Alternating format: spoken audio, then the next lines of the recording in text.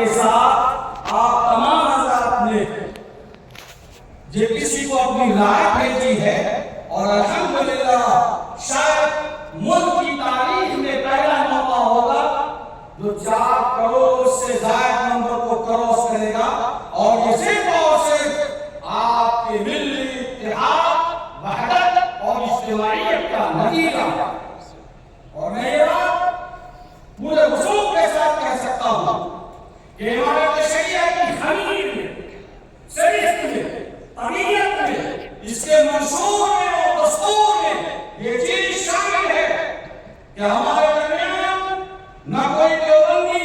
نہ کوئی بریلوی، نہ کوئی اہل حدیث، نہ کوئی جماعت اسلامی، نہ کوئی فلاں، نہ کوئی فلاں رہے گا،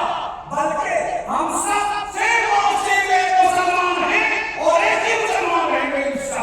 انشاءاللہ۔ ایک مسلم